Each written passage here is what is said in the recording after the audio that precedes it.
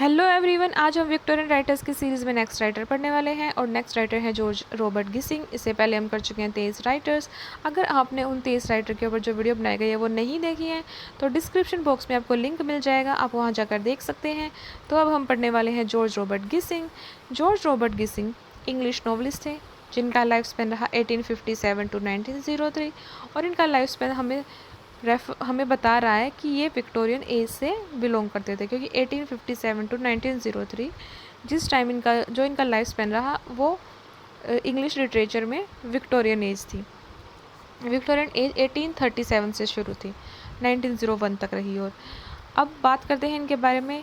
His serious interest in books began at the age of 10 when he read the Old Curiosity Shop by Charles Dickens.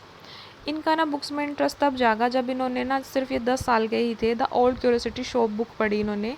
और the Old Curiosity shop ये Charles Dickens द्वारा लिखी गई है। Charles Dickens another Victorian writer हैं जिसके बारे में आपको अगर जानना है तो वीडियो मिल जाएगी विक्टोरियन एज की प्लेलिस्ट में ही।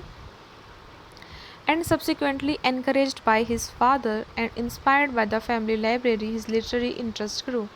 और इसके अलावा उनके फादर ने भी इनकरेज किया उनको, और उनकी जो फैमिली लाइब्रेरी थी उससे भी इनका जो इंटरेस्ट है वो बढ़ा था लिटरेरी में। Gissing's academic career ended in disgrace when he ran short of money and stole from his fellow students. अब जो गिसिंग है उनका एकेडमिक करियर शुरू ही हुआ था, मतलब उन्होंने अवार्ड्स वगैरह भी जीते, बहुत सब कुछ अच्छा चल रहा था। बट एक बार उनके पास जब पैसों की कमी हो जाती है तो वो अपने फेलो स्टूडेंट्स से पैसे चुरा लेते हैं और इस वजह से उनका जो करियर है ended in disgrace. The college hired a detective to investigate the thefts and Gissing was prosecuted, found guilty, expelled and sentenced to a month's hard labor in Bellevue Gaol, Manchester in 1876. अब इस वजह से क्या हुआ, जो college है उन्होंने higher किया एक डिटेक्टिव को कि पता लगाए कि चोर कौन है, किसने पैसे ये चोरी की है। तो गिसिंग का पता लग जाता है कि भाई इसने चोरी की है, तो उनको एक्सपेल्ड कर दिया जाता है वहाँ से। नेक्स्ट हम पढ़ रहे हैं उनके बारे में, उनकी लाइफ जो है वो कैसी रही थी। उन्होंने पॉवर्टी में अपना जीवन बिताया। He lived in poverty until he met a travelling salesman in need of an assistant. मतलब वो पॉवर्टी में रहे जब तक उनको एक ट्रैवलिंग सेल्समैन नहीं मिला जिसको एक असिस्टेंट की ज़रूरत थी। And Gissing demonstrated his products. अब वो सेल्समैन थे तो उनको अपने प्रोडक्ट्स बेचे थे, तो उनको डेमोन्स्ट्रेट करने के लिए उन्हें गिसिंग मिल गया। These experiences partially inspired his 1891 novel new grub street. अब जो इनका यह न्यू ग्रब स्ट्रीट है इसमें इनका जो यह एक्सपीरियंस रहा वो साफ दिखाई देता है। Before he was 21, he conceived the ambition of writing a long series of novels. अब जब वो 21 वर्ष के हुए थे तो उनका एम्बिशन जाग गया कि वो लॉन्ग सीरीज़ लिखे नॉवेल्स की, somewhat in the manner of Balzac whom he admired. बेल्जाक जिनको वो बहुत ज़्यादा एडमायर करते थे, प्रशंसा करते थे, उनके मैनर में ही। The first of these workers in the dawn appeared in 1880। तो इनका जो सबसे पहला वर्क था यह दिखा था वर्कर्स इन द डाउन, ये था जो कि 1880 में अपीयर हुआ, to be followed by 21 others. और इसके बाद 21 अदर्स वर्क्स इनके आए। Between 1886 and 1895 he published one और मोर नॉवेल्स एवरी ईयर। 1886 से लेकर 1895 तक उन्होंने हर साल एक या इससे ज़्यादा नॉवेल्स पब्लिश कराए। He wrote Charles Dickens a critical study. और चार्ल्स डिकेंस के लिए लिखी थी a critical study, a perceptive piece of literary criticism. ये बताया गया कि उन्होंने चार्ल्स डिकेंस पर लिखी थी अ क्रिटिकल स्टडी 1898 में। On the social position and psychology of women he is particularly acute. The old women 1893 is a powerful study of female frustration. अब इन्होंने ना जो वीमेंस की कंडीशन है उस पर भी लिखा था, और हम फेमिनिस्ट में भी पढ़ते हैं कि जॉर्ज रॉबर्ट गिसिंग ने लिखा था द ओल्ड वुमेन पे लिखा। ओल्ड वुमेन टाइटल है इनके वर्क का, जो कि 1893 में था, और जो कि बहुत ज़्यादा पावरफुल स्टडी है किसका, फीमेल फ्रस्ट्रेशन का।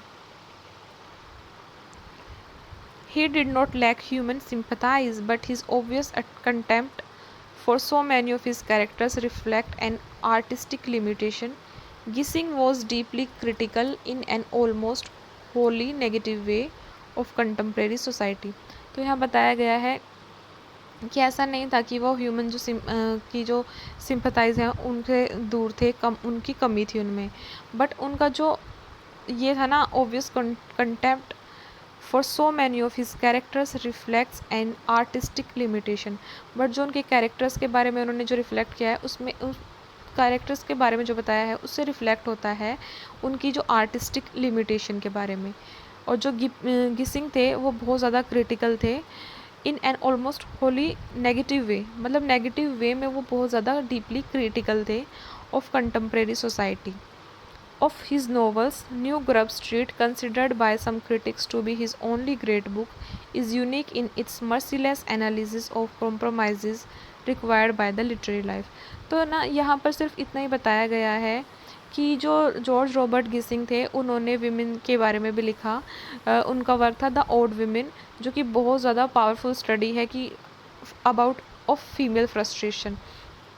इसके अलावा ये बताया गया है कि उनमें ऐसी कोई कमी नहीं थी ह्यूमन सिंपैथाइज करने में, बट जो उन्होंने अपने कैरेक्टर्स को रिफ्लेक्ट किया ना, उनमें साफ दिखता है उनकी artistic limitation.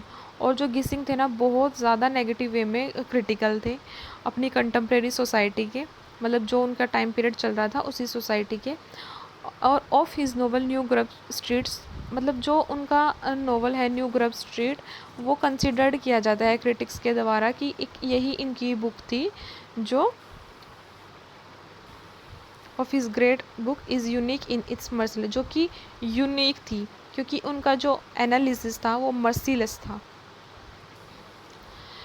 George Robert गिसिंग road प्रोलिफिकली, मतलब उन्होंने लगातार राइटिंग्स लिखी। अभी पीछे बताया भी था कि वो हर साल एक या एक से ज़्यादा नॉवेल्स पब्लिश करा रहे थे।